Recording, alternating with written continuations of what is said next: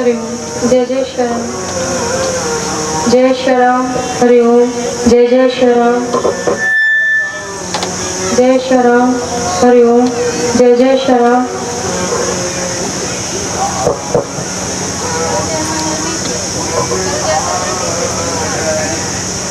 हरि ओम जय जय श्री राम हरि ओम जय जय श्री राम जय श्री राम हरि ओम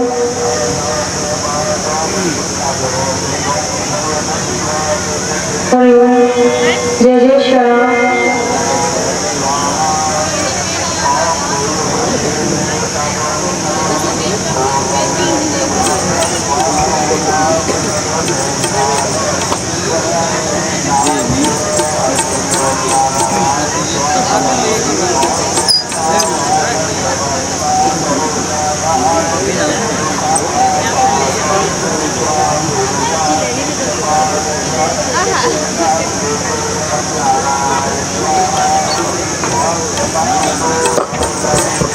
हरि ओम जय जय श्री राम जय श्री राम हरि ओम जय जय श्री राम जय श्री राम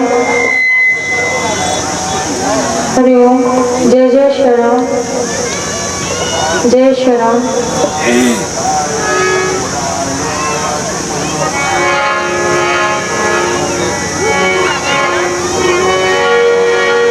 बोले श्री राम जी महाराज महिलाएं जो बीच में जगह डाले हुए हैं उनको थोड़ा रास्ता देने में पीछे खड़ी है। बीच में जो जगह पड़ी हुई है थोड़ा लोग खड़ी हो उनको रास्ता दे दे, जिससे बीच की जगह में वो लोग बैठ जाए। और हमारे कमेटी के कार्यकर्ता कुछ बिछाई की व्यवस्था करे, कुछ बिछाई की व्यवस्था करे कमेटी के कार्यकर्ता, क्योंकि यहाँ पंडाल में जगह नहीं बची है।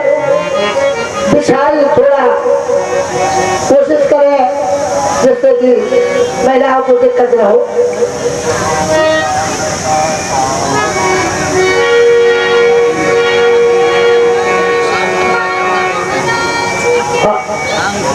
हेलो, और जो पानी और नाश्ता लगा हुआ जय जय श्री राम फलों का नाश्ता और पानी रोहित बाबू निःशुल्क और फ्री नाश्ता चला रहे हैं।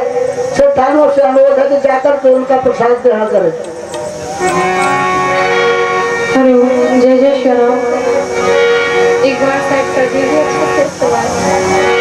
हरि ओम जय जय श्री राम जय श्री राम बोले श्री हनुमान जी महाराज श्री संत समाज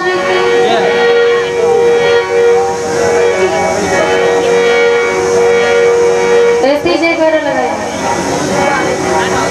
क्षेत्र हो गए हैं क्लास में पढ़ते पढ़ते अभी भी समझ नहीं है। छोटे छोटे बच्चों को पढ़ाया जाता है 1 2 3 4।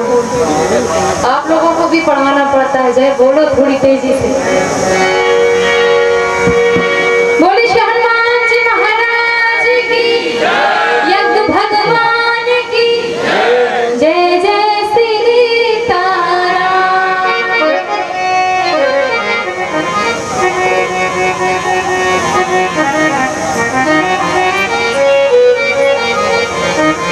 हरि ओम अनंत बलवंत श्री हनुमंत जी महाराज को बारंबार प्रणाम करते हुए परम पिता परमात्मा को प्रणाम करते हुए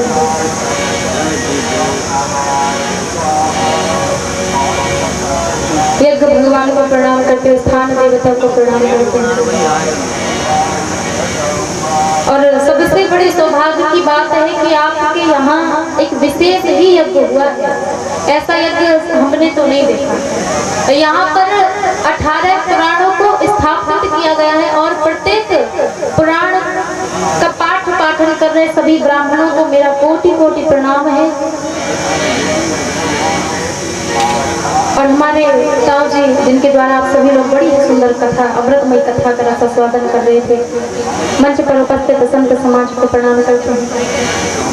तबले पर संगत दे रहे हमारे बड़े भैया जी,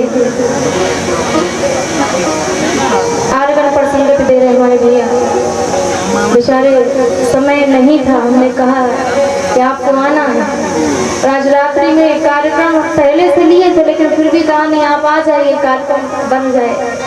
तो निकलना था 6 बजे, उन्हें निकलना था यहाँ से, लेकिन विलम्ब हो ही गया।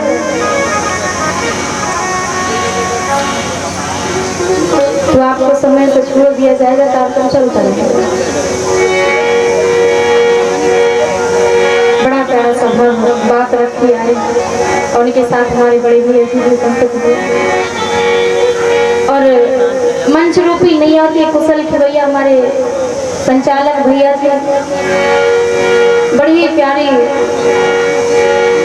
संचालकी कर रहे हैं, उन्हें भी प्रणाम है। और संध्या बेला पर प्रवचनों की विश्राम समय पर आरती करा रहे हमारे महाराज जी को भी प्रणाम। यहाँ पर उपस्थित ममतामयी करुणामयी मेरी सभी माताएं, छोटी बड़ी भैया बहन, पिता तुल्य सभी बुजुर्गों को, यहाँ तक इस यंत्र के द्वारा आवाज पहुंचा रहे हमारे भैया जी, जहाँ तक आवाज पहुंच रही है सभी को सिया राम में सब जग जानी करो प्रणाम, जो जो पाने की भावना से प्रणाम करते हैं। जैसे मति प्रभु देंगे वैसे ही गति बनाने का प्रयास करेंगे। और आप लोग एकदम सावधान होकर ही कथा सुनिए, क्योंकि आप लोग इधर उधर होते हैं तो हम इधर उधर हो जाते हैं।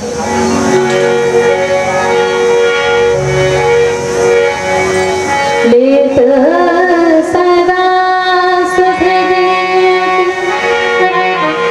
सहज दया के धाम,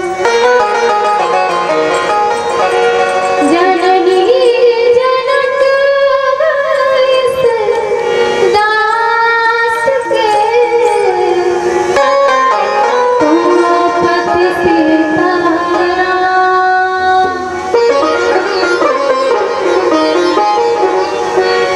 नाथ मोहे न विसारियो, चाहे लाख लोग मिल जाएं।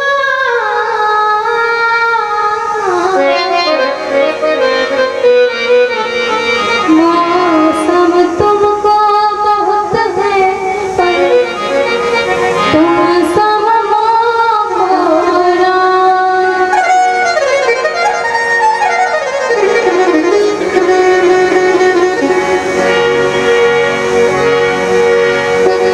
तेरे लोक नवखंड में गुरु से बड़ा ना कोई, मोर करे कछु होत ना, गुरु करे सब होय।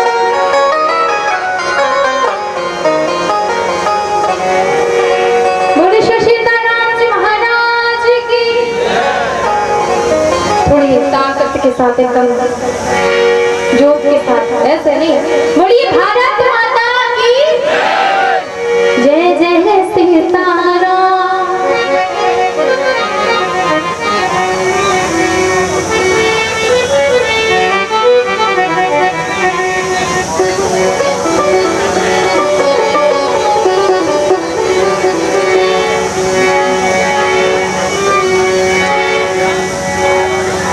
जय जय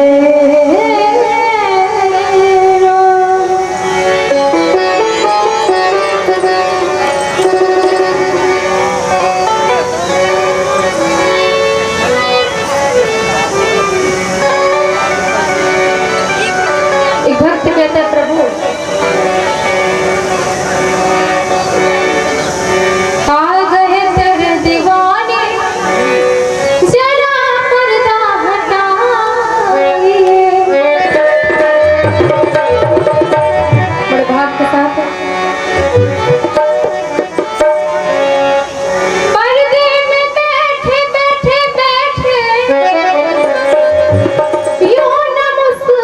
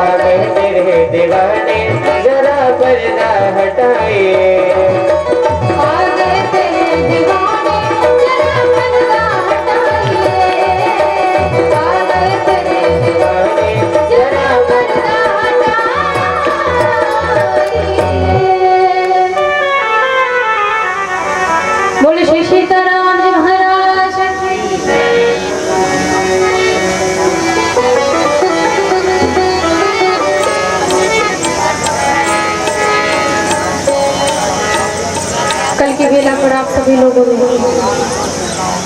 बड़ी प्यारी कथा को श्रवण किया। महाराज जी के द्वारा बड़ी प्यारी कथा सुनी श्री हनुमान जी की। जो कार्य हनुमान जी ने राम जी का किया है ना, वो कोई कर नहीं सकते। एक बार श्री राम जी से अयोध्या के वासियों ने पूछा, प्रभु एक बात बताइए, आपके साथ युद्ध करने के लिए कौन तैयार नहीं था? सब तैयार थे। आपके साथ युद्ध में जाने के लिए सारी अयोध्या की सेना तैयार थी, सारे मनुष्य आपके साथ जाने के लिए तैयार थे। लेकिन एक बात बताइए, आपने उन्हें साथ में नहीं लिया, लेकिन बानर भालुओं को साथ में ले लिया। बानर भालुओं को साथ में लिया, कहीं बानर भालुओं से युद्ध होता है? अरे मनुष्यों को लेते, रावण के पास तो भट सुभट महाभट की सेनाएं थी, आप भी अपनी चतुरंगी सेना लेकर चले जाते। आपके पिताजी के पास क्या सेनाओं की कमी थी? लेकिन फिर भी आपने बानर भालुओं को साथ में लिया, ऐसा क्यों है? राम जी ने कहा, मैं मनुष्यों की प्रवृत्ति को बहुत अच्छे से समझता हूँ। समय के अनुसार परिवर्तित हो जाना ये सबसे ज्यादा क्वालिटी होती है सिर्फ मनुष्यों पे, और किसी में नहीं होती। राम जी ने कहा, यदि मैं मनुष्यों को साथ में लेकर जाता ना, तो पता है रावण की लंका काहे की बनी? सोने की। तो सबसे ज्यादा मनुष्यों को क्या प्यारा है?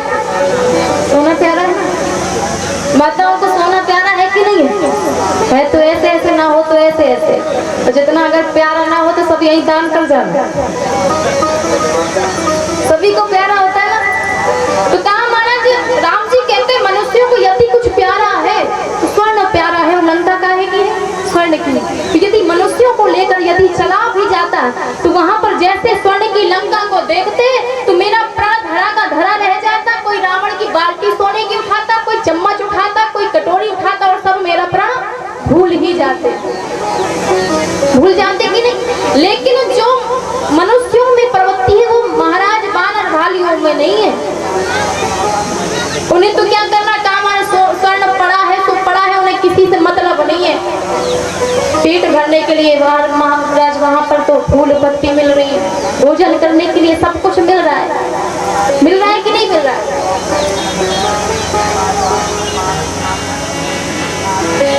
तभी तो कहा गया महाराज, इस मन की प्रवृत्ति का भरोसा नहीं है। ये तन का तनक भरोसो नैया, कि मांस चाप कछु काम नावे। मांस चाप है, बस रट के रहो कन्हैया कन्हैया। क्यों?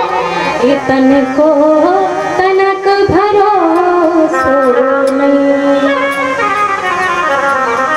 राम जी ने कहा, जिसे महत्व संसार नहीं देता ना, उसे महत्व मैं देता। जिसे कोई नहीं पूछता उसे मैं पूछता हूँ, उसे मैं पूछता हूँ। और निवेदन करें, आज ये जो कार्य आप सब लोग करवा रहे हैं ना, अश्लीलता से भरे कार्य सभी करवा सकते हैं, एक व्यक्ति करा सकता है। लेकिन एक बात हमेशा याद रखना, जो धर्म का कार्य होता है कभी भी एक व्यक्ति करा नहीं सकता। ये आप लोग भी भली भांति जानते हैं। एक व्यक्ति यदि चाहे मैं यज्ञ करा लूं, कथा करा लूं, तो सोचना बंद कर दे, क्यों? वो एक आदमी करा नहीं सकता। धन भले लगा सकता है, लेकिन भला इतने सारे कार्य हैं बिना कमेटी के हो सकते हैं? बिना 10-50 लोगों के जुड़े हो सकते हैं? नहीं हो सकते हैं ना। तो सभी का सहयोग आवश्यक है। तो आपके यहाँ ये जो कार्यक्रम हो रहा है, जो यज्ञ का आयोजन हुआ है, तो जितना जिससे बन सके उतना सभी लोग सहयोग जरूर करिएगा। ये जो धन है ना, धन पवित्र कब होता है? जब भगवान के कार्य में लगता है। ये तन पवित्र कब होता है? जब भगवान के कार्य में लगता है। कि मन पवित्र कब होता है? जब भगवान के भजन में लगता है, तभी मन पवित्र होता है। तो हमारे यहाँ संत उपस्थित हैं, संतों की बड़ी महिमा कही गई है। भगवान स्वयं कहते हैं कि मुझसे बड़े संत हैं, मैं संतों से छोटा हूँ। एक बार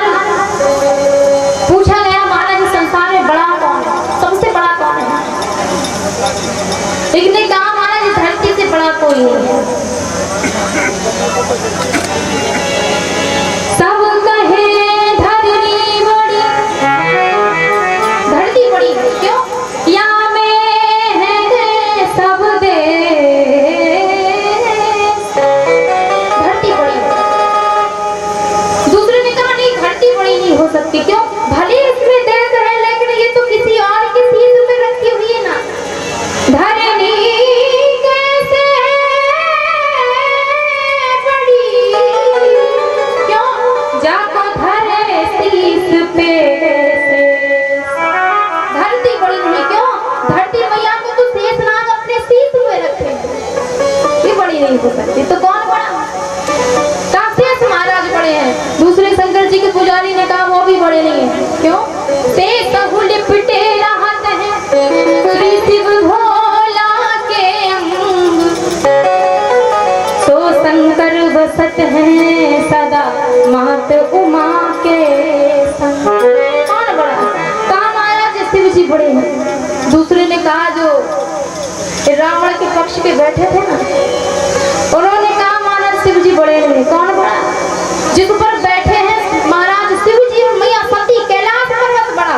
थोड़ी देर बाद एक बोलता है महाराज वो बड़े नहीं है। कौन बड़े? कहा रावण बड़ा है, सो कैलाश उठा ये लियो, और रावण ने कई बार,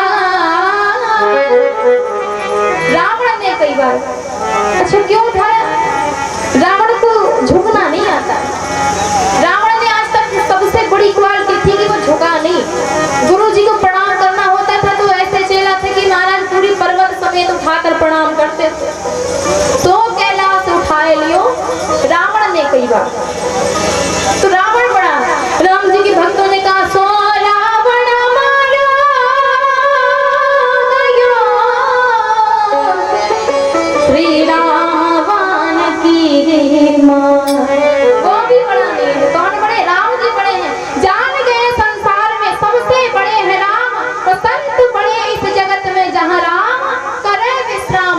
तभी संसार के लोग जान गए महाराज राम जी से बढ़कर भी संत हैं, क्योंकि हमें जनाने वाले कौन हैं? यदि संत नहीं होते तो हम भगवंत को कैसे पहचानते? भगवंत को तभी जाने हैं तो जब संतों का दर्शन हुआ है तब जाने हैं। और निवेदन करें सूर्पनखा जी का सत्संग एक ऐसे संत से हुआ है श्री लखन जी से, नाक कान का खंडन जरूर किया है। खरदूषण के पास जैसे ही पहुंची है, खरदूषण से कहा धिग धिग तब पौरुष तब भ्राता। आपके ऐसे पौरुष को तो धिक्कार है जो आप अपनी बहन की लाज नहीं बचा पाए। ऐसे भाई का क्या करना है? खरदूषण अपनी पूरी सेना को लेकर जब जाते हैं ना, राम जी के पास जैसे ही आए, राम जी से एक बात कहते। राम जी को देखा, इतना मनोहर स्वरूप राम जी का। इस स्वरूप का वर्णन तो महाराज मिथिला में मिथिलानियां करती हैं। सोने को गुमान गयो गोरे को बिलोक सखी, सावरे को देख लील कमल लजाए हैं। हीरत हजारन के हीरा हरण किए, तो लाखन के लोचन चितई के चुराए हैं। दौरे दौरे आपस में, जो मिथिला की रानियां थी ना, दौरे दौरे मिथिला की रानी कहे आपस में, चित्त को संभालो रिपुरी में चोर आए। राम जी का वर्णन तो महाराज सुंदरता का तो वही हुआ है जैसे खरदूषण ने देखा। खरदूषण ने कहा प्रभु यद्यपि भगनी की रूपा, कितनी बड़ी बात बोलते हैं। यद्यपि भगनी की रूपा,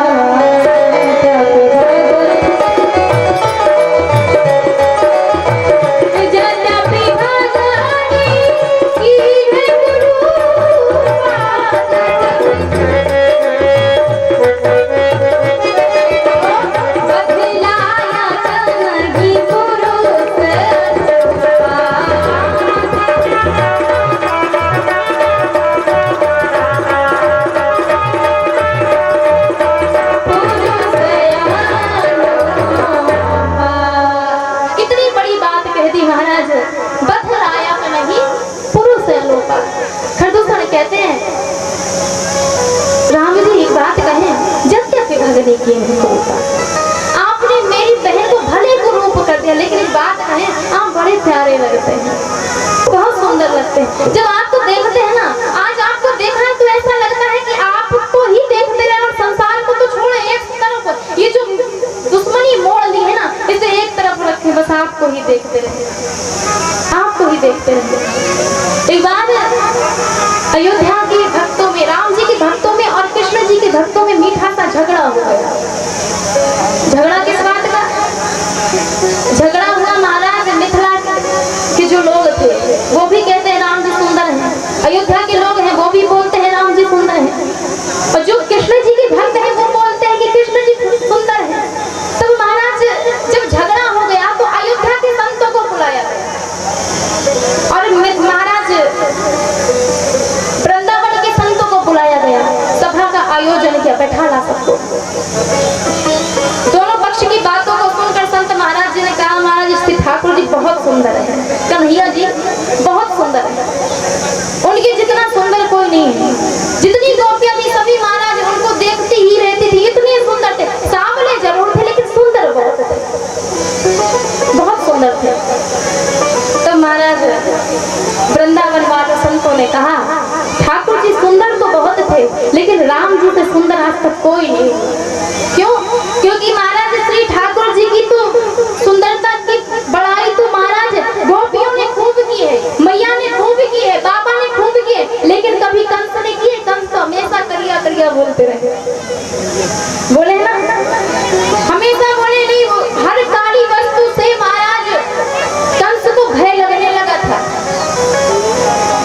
ठाकुर जी की बड़ाई आज तक कभी दुश्मनों ने नहीं की है, राक्षसों से नहीं की है, लेकिन यहाँ पर राम जी इतने सुंदर है कि कुछ भी महाराज श्रृंगार नहीं है, और फिर भी खरदूषण कहता है महाराज, जब जब भगनी की है कृपा बदलाया नहीं पुरुष से अनुपा। क्यों?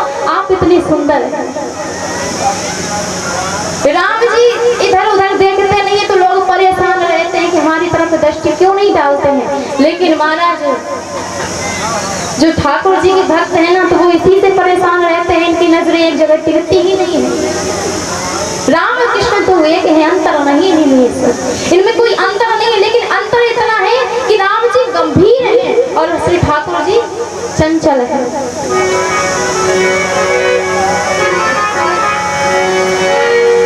बड़ी प्यारी भाव आती है महाराज, बड़ी प्यारी भावना से जो भक्त है ना अपने ठाकुर जी को रिझाने से कहते हैं कि ऐसा चटक मटक सो ठाकुर तीनों लोकन हुए ना, लोकन हुए ना, तीनों लोकन हुए ना। कल माताएं बोल रही थी, आप बोलती नहीं है कि नृत्य करिए, जिसे करना होता है वो अपने आप खड़े हो जाते हैं। किसी की शादी होती है तो बोलना पड़ता है भैया, नहीं ना, अपने जगह पे ही नृत्य करे, यहाँ सामने मत आए, पंडाल के सामने ना आए। सो चटक मटक सो ठाकुर तीनों लोकन हुए ना, चटक मटक सो ठाकुर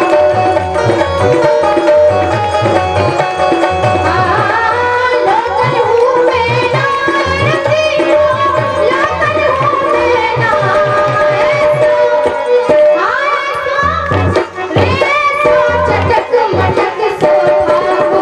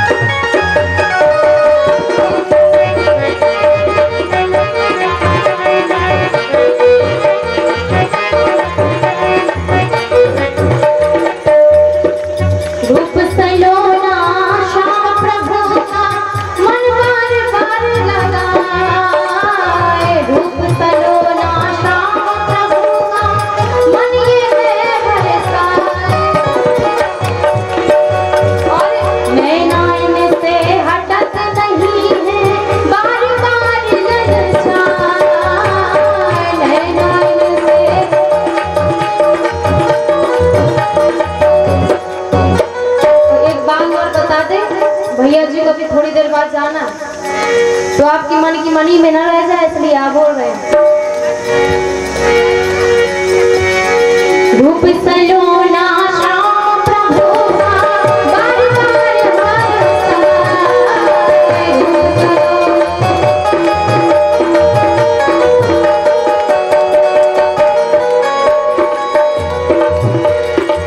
ऐसा रूप ना देखा जग में, ऐसा रूप ना देखा जग में, मन में डोल जाए जिए तो चटक मटक सो पागल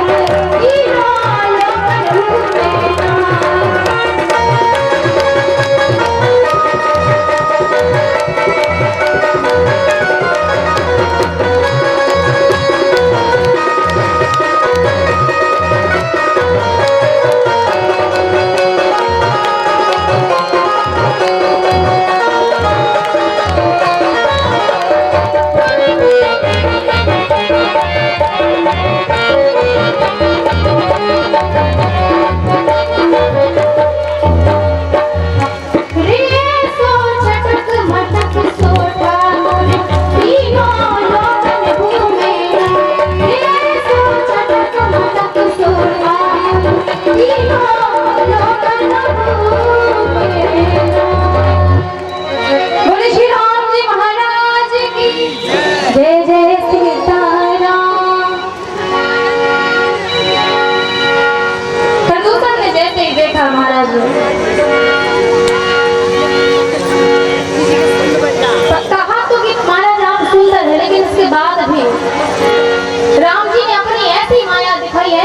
दिखाई कि सभी को आपस में एक दूसरे में राम ही राम नजर आने लगे और आपस में लड़के ही उनका सभी आपस में ही बन गए।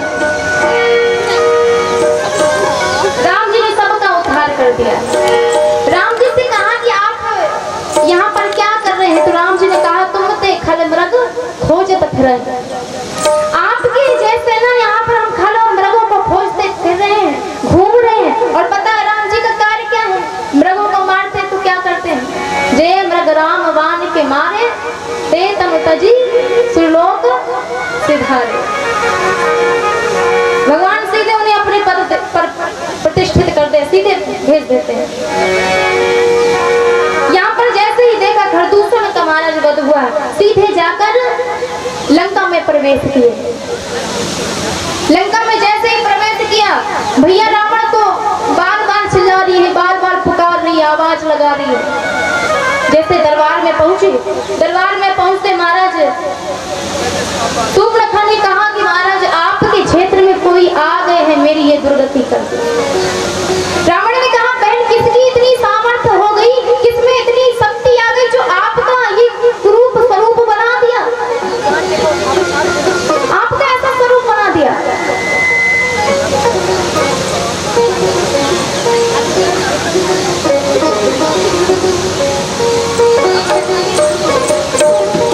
बोले श्री राम जी महाराज की।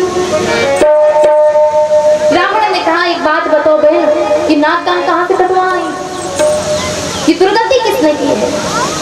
तो यहाँ पर ऐसा महाराज सत्संग सुनाया है रावण को। रावण भी आश्चर्यचकित है कि जो महाराज कभी बोल ना पाए वो कोयल की तरह बोलना सीख जाए, तो विचार करें आश्चर्य होगा कि नहीं होगा, होगा ना। जितने कभी सत्य के वचन न बोले हो, आज वो सत्य ही सत्य बोले, तो आश्चर्य होगा कि नहीं। शूर्पणखा जब पहुंची है तो शूर्पणखा से जब रावण ने पूछा कि किसने ये दुर्गति की है, शूर्पणखा ने कहा आपने की है, आपने। रावण ने कहा मैंने की है, कहा हाँ आपने की है। यदि आप जो व्यक्तियों में लगे रहते हैं ना, आपने शायद ध्यान अपनी प्रजा में दिया होता, अपने क्षेत्र में दिया होता कि आपके क्षेत्र में क्या हो रहा है, शायद ये मेरी दुर्गति नहीं होती। ये दुर्गति जो हुई है आपके कारण हुई है। बड़े प्यारे भाव से बता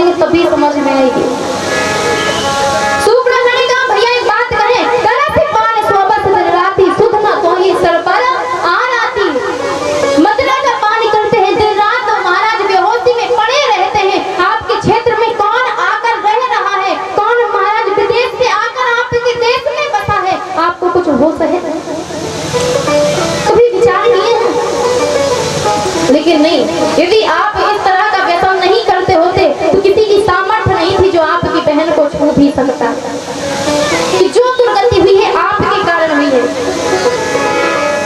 इतने महाराज भाव बता दिए, मानते ज्ञान पानते लाजा, मानते ज्ञान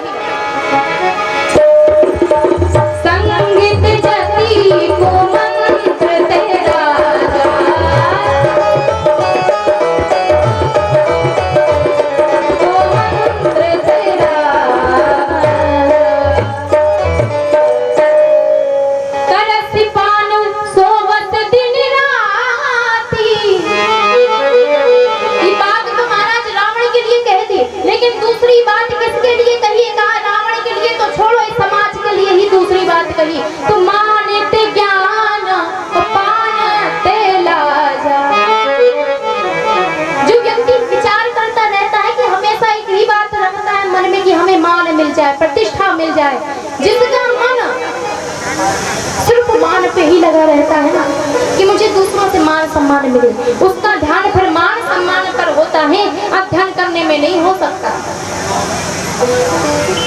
जिसे महाराज कुछ ग्रहण करना है ना तो वो जमीन पर बैठकर ग्रहण कर सकता है, लेकिन जिसके अंदर मान का अभिमान भरा है तो वो नीचे बैठकर कथा भी नहीं सुन सकता, वो कथा नहीं सुन सकता।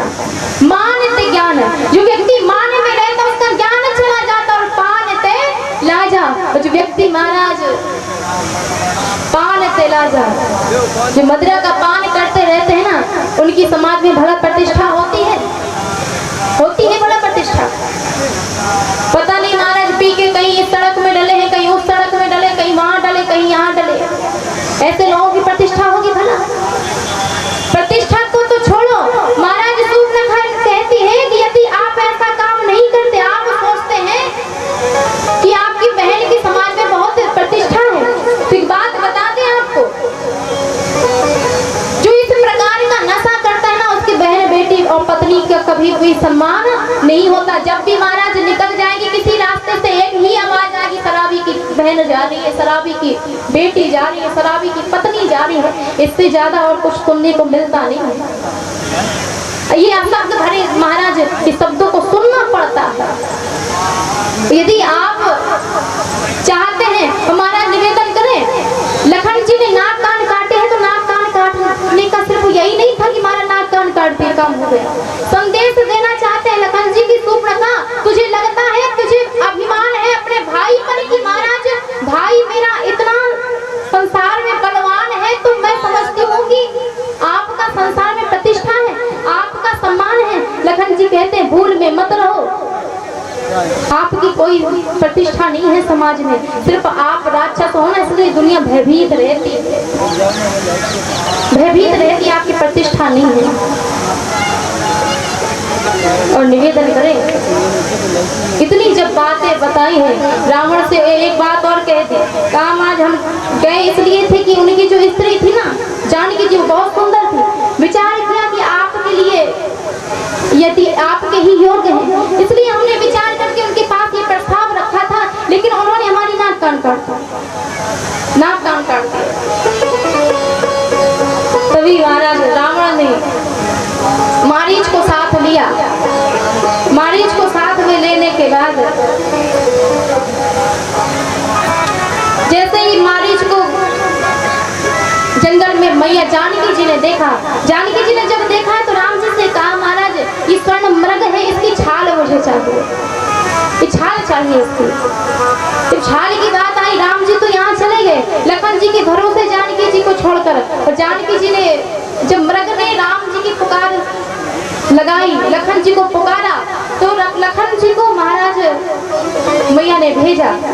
और यहाँ पर जब रावण ने साधु का वेश बना, यहाँ से जल्दी निकले क्योंकि आज सुंदरकांड कहने का विचार बना,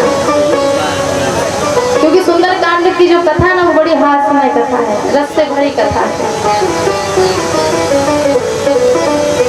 यहाँ महाराज जब जानकी जी का हरण हो गया, हरण के बाद राम जी ढूंढ रहे हैं, सबरी मैया से भेंट हुई, सुग्रीव से मित्रता हुई, सुग्रीव से मित्रता होने के बाद बाली का उद्धार किया, सुग्रीव को राजा बनाया। तो जब राजा बनाया है ना सुग्रीव को, तो राम जी से वचन दिया था कि मैं महाराज राजा बन गया तो आपका कार्य करा दूंगा, जानकी जी का पता लगवा दूंगा। लेकिन जैसे ही राजा बनाया तो सुग्रीव सब भूल गए, सब भूल गए। काफी समय बीत गया, तब राम जी को क्रोध आया कि जिसका कार्य मैंने करा दिया, आज मेरे कार्य के लिए ही वो मेरा कार्य भूल गया कि मैंने क्या वचन दिया था, सब कुछ भूल गया। ऐसा होता है ना, हम अपना कार्य बना लेते हैं और भगवान जी का कार्य भूल जाते हैं, होता है ना। राम जी का कार्य बने ना बने, हमारा बनना चाहिए। तो महाराज हनुमान जी ने याद कराया कि आपने क्या वचन दिया था राम जी को।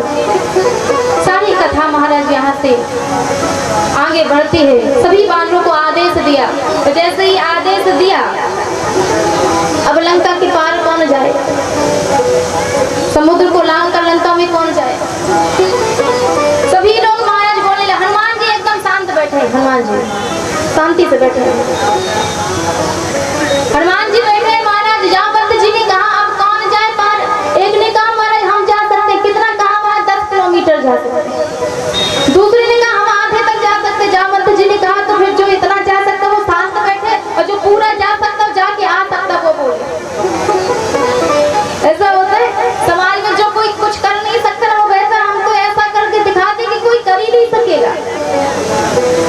लेकिन जो कर सकते हैं ना वो हमेशा शांत रहते, एकदम शांत। हनुमान जी शांत बैठे। जामवंत जी ने कहा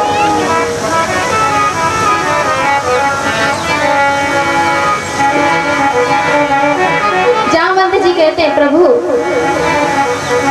यदि आपकी आज्ञा हो तो हम जा सकते हैं। अंगद कहाँ जाऊं मैं पारा, लेकिन जिए संशय का छो फिरती है बारा। मैं पार जा सकता हूँ। यहाँ पर दो भाव आते हैं, एक भाव आता है कि महाराज जी संशय का छो फिरती वाला, यानी अंगद जी कहते हैं क्या महाराज आपको भी संदेह है कि मैं वहां जाऊंगा वापस नहीं आ पाऊंगा, क्यों अक्षय कुमार के कारण, क्या आपको भी संदेह है। लेकिन ऐसा नहीं है, मैं वापस आ सकता हूँ। दूसरा भाव संत कहते हैं महाराज अक्षय कुमार को वरदान था, यदि महाराज अंगद जी प्रहार करेंगे तो उनके प्रहार का कोई असर नहीं पड़ेगा, लेकिन यदि अंगद जी पर यदि अक्षय कुमार ने प्रहार कर दिया तो ये जीवित नहीं बचेंगे। तो इसलिए महाराज दो भाव आते हैं, जी संशय का छू फिर तीवारा। तो महाराज जामवंत जी ने कहा आप हर प्रकार से लायक हैं, लेकिन आप सेनापति हैं, आपको नहीं भेजेंगे, फिर आपकी सेना कौन संभालेगा। तो फिर किसे भेजा जाए। हनुमान जी की ओर देखा, हनुमान जी एकदम शांत बैठे। सबसे पहले तो अंगद जी को शांत कराने के बाद जामवंत जी ने टेबलेट देना प्रारंभ किया। पहला कार्य क्या किया महाराज, अंगद जी से महाराज कहा कि आप तो मत जाइए, लेकिन हनुमान जी जा सकते हैं, क्योंकि वो शांत बैठे, हनुमान जी जा सकते हैं।